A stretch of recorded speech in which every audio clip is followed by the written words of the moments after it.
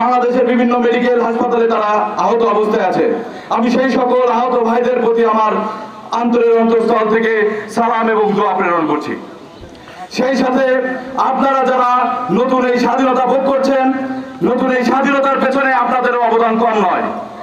আমাদের গণ অধিকার পরিষদের পক্ষ থেকে আমাদের ভিপি নুরুল হক নূর, রাশেদ খান সহ কেন্দ্রীয় নেতৃবৃন্দ এবং সারা বাংলাদেশের আবহাওয়ার ছাত্র, যুব, শ্রমিক, পেশাজীবী এবং প্রবাসী অধিকার পরিষদের সকল ভাই এবং বন্ধুগণ, এই নতুন স্বাধীনতা আনয়নের পেছনে আপনাদের অজস্র ভূমিকা আছে এবং এই ভূমিকা রাখার পাশাপাশি আমরা একটি নতুন স্বাধীনতা পেয়েছি, যে স্বাধীনতা অধিকার বাস্তবায়নের জন্য প্রতিটা মানুষের জন্য প্রয়োজন।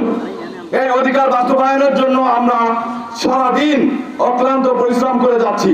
নতুন একটা বাংলাদেশ গঠনের জন্য আমাদের প্রয়োজন সংবিধান সংস্কার সহ, রাষ্ট্র সংস্কার সহ, নির্বাচন সংস্কার সহ, প্রতিটা জায়গায় প্রতিটা ব্যবস্থা সংস্কার সহ আমাদের কার্যক্রম চলছে।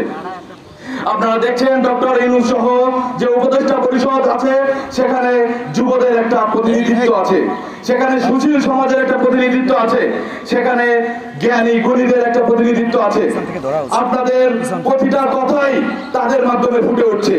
এই স্বৈরাচার ফ্যাসিস্টদের বিতাড়িত করার পর একটা নতুন স্বাধীনতা পাওয়ার জন্য যে সকল কার্যক্রম আমাদের করা দরকার, সেই সকল কার্যক্রম আমাদের পক্ষ থেকে করছি। পাশাপাশি আপনাদের যারা ইউনিয়ন পর্যায়ে, ওয়ার্ড পর্যায়ে, উপজেলা পর্যায়ে, জেলা পর্যায়ে, মহানগর পর্যায়ে যারা যেখানে যে অবস্থায় আছেন, সকলকেই এই আহ্বানের জন্য আমি আহ্বান করছি যে এই সরকারকে আপনারা সহযোগিতা করুন, একটা সুন্দর রাষ্ট্র প্রতিষ্ঠা করার জন্য সহযোগিতা করুন। ফ্যাসিস্ট সরকার দীর্ঘ 16-17 বছরে যে পরিমাণ টাকা লুট করেছে, জনগণের অধিকার ক্ষুণ্ণ করেছে, জনগণকে ঠিকমতো খাবার দিতে পারে নাই, জনগণকে রাস্তায় কথা বলার মতো সুযোগ তৈরি করে দিতে পারে নাই। এখনো প্রশাসন সহ প্রতিটা জায়গায় এখনো তাদের দোষর আছে, আমরা তাদেরকে খুঁজে বের করব।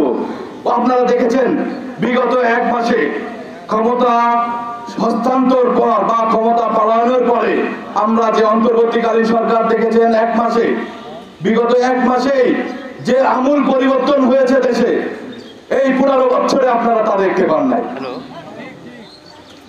আপনারা দেখেছেন প্রতিটা প্রশাসনে পরিবর্তন আনা হয়েছে। যে সকল ফ্যাসিস্ট সরকারের মন্ত্রী, এমপি সহ যারা এই আওয়ামী লীগের দোসররা ছিল, তারা তাদের যে টাকা, অর্থ এবং লুটতরাজ সহ মানুষের উপর জুলুম করেছে, সকল কিছু নিয়ে তারা পালিয়েছে এবং আপনাদের এখন থেকেই প্রতিহত করতে হবে।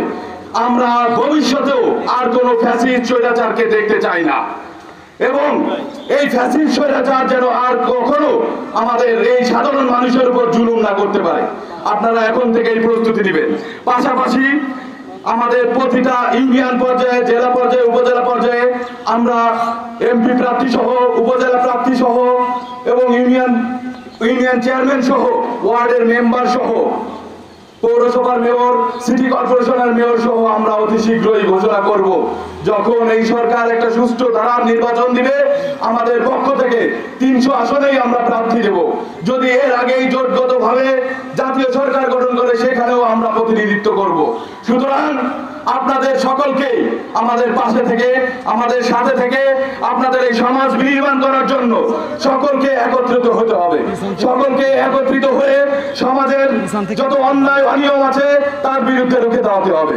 সর্বোপরি কথা, শুধু এই ইউনিয়ন না, গাজীরহাট ইউনিয়ন না, দিঘলিয়া উপজেলা না, খুলনা জেলা না, সারা বাংলাদেশে আমাদের সকল জেলা উপজেলাতে আমাদের কার্যক্রম চলতেছে, সকল থানা লেভেলে আমাদের কার্যক্রম চলতেছে। আমরা দীর্ঘ 18 সাল থেকে দীর্ঘ 24 সাল পর্যন্ত আমাদের এই কার্যক্রম চালিয়ে আসতেছি শুধুমাত্র এই দেশের জনগণের ভাত ও ভোট এবং তাদের নিরাপত্তা নিশ্চিত করার জন্য। মাঠে ঘরে তারা কথা বলতে পারে নাই, দিনের পর দিন তাদের মনের আকুল ব্যথা জানাইতে পারে নাই। আমরা সেই কথাগুলো তুলে ধরবো এবং প্রশাসনকে অনুরোধ করব, আপনারা এতদিন যা করেছেন সেগুলো ভুলে যান। আমরাও আপনাদেরকে সাদরে আমন্ত্রণ জানাবো জনগণের পাশে থেকে, প্রতিটা মানুষের পাশে থেকে, একটা সাধারণ মানুষের পাশে থেকে যেন আপনারা সেবা দিতে পারেন।